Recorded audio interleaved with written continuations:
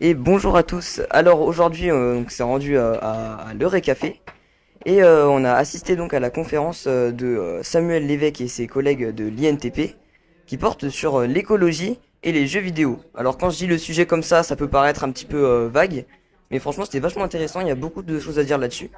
Alors d'abord, est-ce que vous pourrez vous présenter vous et donc l'INTP rapidement? Quelqu'un veut le faire. Alors l'INTP, c'est un laboratoire associatif de recherche en écologie théorique qui se situe dans les Pyrénées, près de Foix, dans le petit village de Surbat. Et on fait pas mal de choses. On accueille des chercheurs, on fait des écoles pour enseigner l'écologie théorique à des étudiants, etc.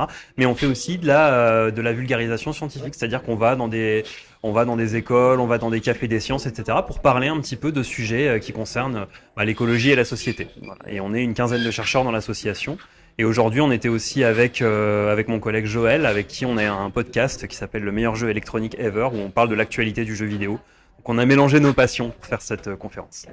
Du coup, c'est quoi votre métier précisément? Alors on a trois métiers différents, donc on va chacun répondre. Je pense, moi je m'occupe d'administratif dans le laboratoire pour lequel je travaille, et j'ai aussi une activité de journaliste dans le milieu des médias et du jeu vidéo. Je traite notamment de l'actualité du jeu vidéo, de la bande dessinée, de pas mal de choses. Mais je m'occupe aussi pour ce laboratoire scientifique de questions administratives et de chercher des sous. De chercher des sous pour que notre association fonctionne, voilà. Exactement.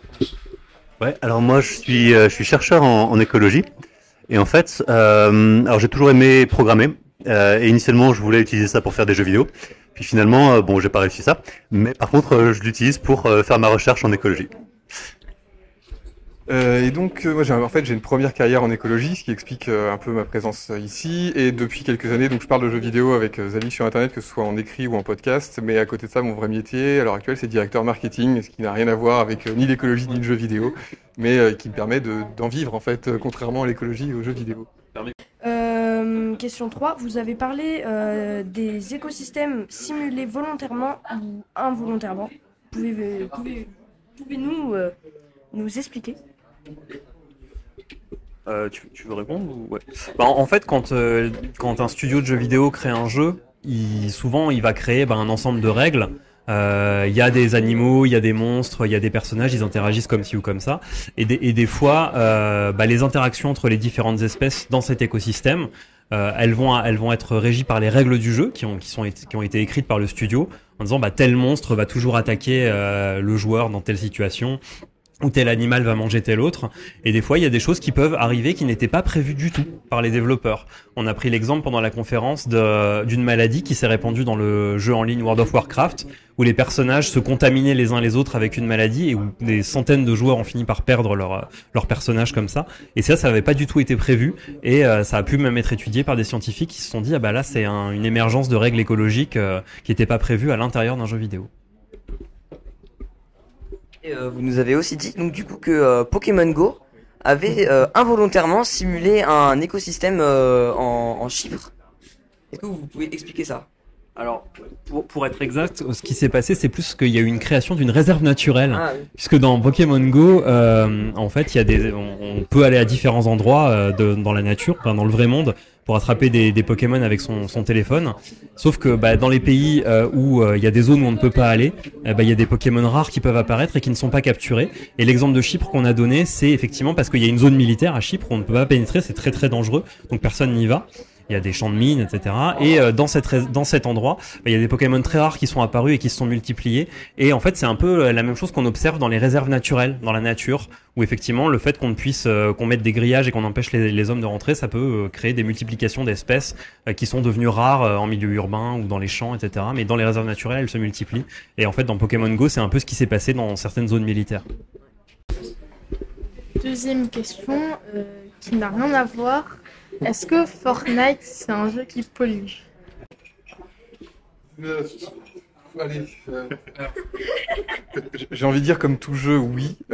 Après, la particularité de Fortnite, et des jeux en fait massivement en ligne, c'est que ce qui pollue, c'est pas forcément la production du jeu en lui-même, mais l'utilisation des fermes de serveurs qui vont être dédiées à son maintien en fait en ligne et du coup à la possibilité d'avoir un maximum de joueurs en synchronisé en fait pour permettre ça, il faut vraiment des puissances de calcul très fortes, permanentes. Et du coup, ces puissances de calcul vont avoir un impact par la production des matériaux nécessaires à ces fermes de serveurs, mais aussi derrière par l'énergie consommée par les fermes de serveurs pendant l'usage du jeu.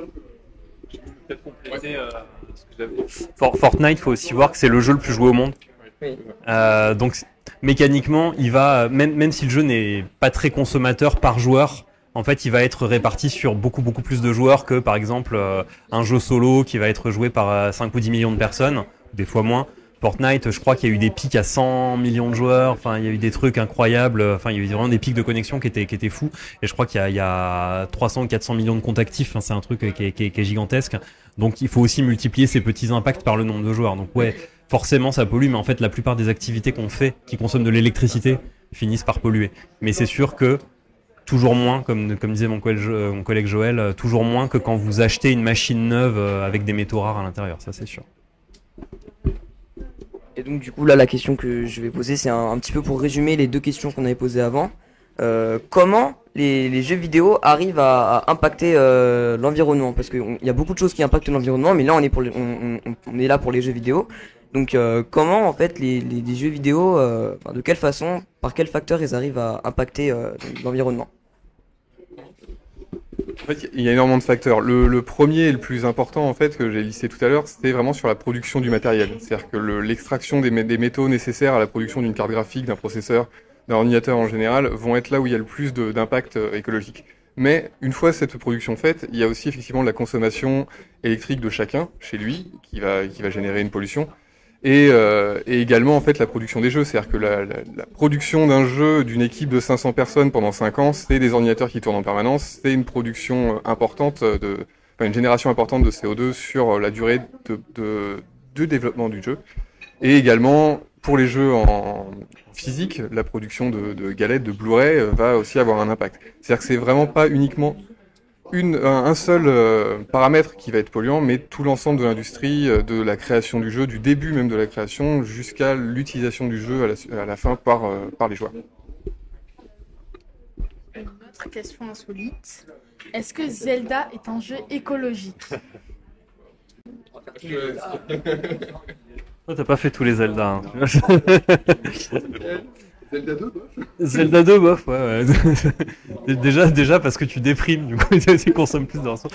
Non, Zelda, ça dépend lesquels, parce que des Zelda, il y en a eu beaucoup. Souvent, les scénarios des Zelda, c'est des choses très classiques d'Heroic Fantasy. Il faut aller sauver une princesse, tuer un monstre, etc. Mais il y a quand même, dans les derniers Zelda qui sont sortis sur Switch, Tears of the Kingdom et celui d'avant, Breath of the Wild, tout à fait. Il y a quand même un discours qui est intéressant puisque le fond du scénario du jeu, c'est qu'il y a quand même eu une espèce de révolte des machines, alors manipulées par un méchant Ganondorf, etc., qui ont détruit l'environnement, et on est quand même dans un environnement qui est post-apocalyptique, même si le mot n'est jamais prononcé dans le jeu. C'est-à-dire qu'il y a eu un effondrement des écosystèmes, de la société, etc., et on va visiter des villes où la nature a repris ses droits, on va aller dans des endroits qui jadis étaient habités, puis on voit que les gens sont partis. Donc je dirais qu'il n'y a pas vraiment un message qui est écologique derrière le jeu, comme on en parlait dans la conférence, c'est aussi un jeu où on doit tuer des monstres, accumuler des ressources, forger des armes, etc. Mais il y a quand même un discours qui est plus poussé que dans les vieux Zelda sur la question de la nature, des écosystèmes et de comment ils fonctionnent. Notamment dans les Zelda, on sait que dans certains endroits on va trouver certains animaux qu'on va pas trouver à d'autres. On sait que la chasse elle va fonctionner de manière un peu plus naturelle que dans d'autres jeux de la série. Voilà. Il y a quand même une notion de biome et d'écosystème qui est assez poussée. Et donc du coup c'est assez intéressant parce que Zelda, comme vous l'avez dit, c'est finalement un petit peu un jeu avec un écosystème complètement inventé par les développeurs. Et donc on a parlé des jeux vidéo qui simulent un écosystème, et vous nous avez aussi parlé des jeux narratifs par rapport à l'écologie, etc. Est-ce que vous pouvez nous expliquer rapidement en quoi ça consiste? C'est-à-dire qu'en fait, plus un jeu a de mots, c'est-à-dire plus les personnages parlent, plus le scénario est développé, et plus on peut aborder en fait des thématiques qui sont pointues. Et moi, quand j'ai commencé à jouer, vous étiez pas né parce que j'ai commencé à jouer en 1988. Parce que je suis vieux. Voilà. En fait, les jeux, ils pouvaient pas raconter grand-chose parce qu'ils devaient tenir sur des espaces tout petits, des espaces de stockage tout petits. Et les jeux qui racontaient beaucoup de choses, c'était des jeux où il n'y avait quasiment que du texte. Je crois que Mathieu, ici présent, a fait pas mal de jeux d'aventure textuelle dans sa jeunesse. Et donc les jeux qui n'étaient les jeux d'action, justement les Zelda qui sortaient à l'époque, il y avait une économie de mots qui était terrible. C'était juste un vieux qui disait prends cette épée, va tuer Ganondorf et basta. Et maintenant, c'est vrai qu'on a des jeux qui peuvent parler pendant des fois 50, 60, 70, 80, 80 heures. Le Final Fantasy VII Rebirth dont je parlais dans la conférence, c'est 100 heures et quasiment pendant les 100 heures, vous allez entendre du dialogue, quoi. Donc c'est des milliers de lignes. Un jeu comme Baldur's Gate 3 qui est sorti l'année dernière, je crois qu'il est en termes de texte, il est 4 fois plus long que le Seigneur des Anneaux. Ah oui. Voilà, c'est l'équivalent de 7000 ou 8000 pages de texte, quoi. Donc aujourd'hui, vous avez des jeux qui peuvent développer un discours sur l'écologie qui est très poussé, pas simplement parce qu'ils ont la place pour le faire et qu'avant ils ne l'avaient pas, quoi. Donc oui, de plus en plus, les jeux narratifs peuvent avoir un discours très construit sur toutes les questions possibles, dont l'écologie. Prochaine question, est-ce que vous avez déjà travaillé sur un jeu ou testé un jeu en avant-première? J'ai tout raconté là. Plein de fois, et donc je peux pas toujours en parler. Non, mais j'ai aussi une activité de journaliste en jeux vidéo, et ça arrive qu'on reçoive les jeux avant qu'ils sortent, tout simplement pour pouvoir écrire l'article le jour de la sortie. Vas-y, raconte cette histoire. Il y a prescription. Oui, non, mais on peut en parler. Effectivement, il y a des jeux qu'on reçoit avant, et ce qui est toujours difficile, c'est de pas se laisser entraîner par le fait de l'avoir eu en avance. C'est-à-dire que l'idée de se sentir un peu privilégié au départ, puisque quand on était joueur depuis l'enfance, on vit ça un peu comme un privilège les premières fois.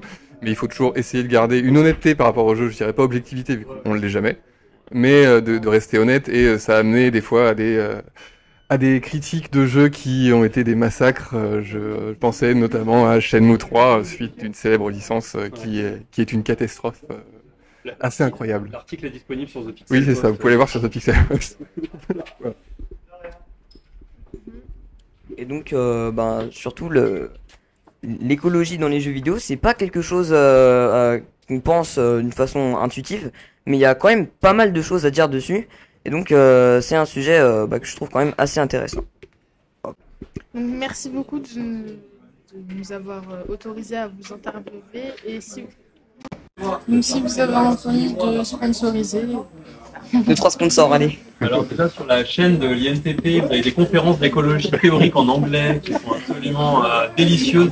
Si vous aimez les mathématiques appliquées à l'écologie au niveau post-doctorat, c'est délicieux, vraiment incroyable. Non mais plus abordable peut-être, on a un site qui s'appelle calvinmoleconsortium.fr qui est un site où on regroupe plein de podcasts qu'on produit avec notre association, avec les associations dont je fais partie.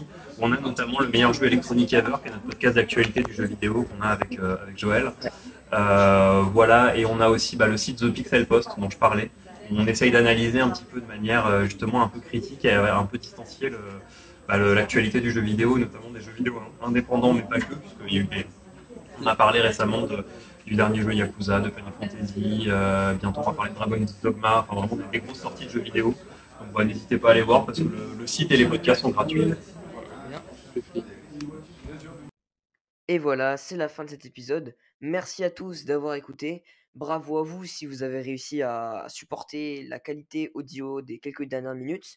On remercie Samuel Lévesque et ses collègues de l'INTP pour avoir accepté cette interview. On remercie aussi Eureka Café de nous avoir accueillis. Et c'était l'info décalée. À la semaine prochaine.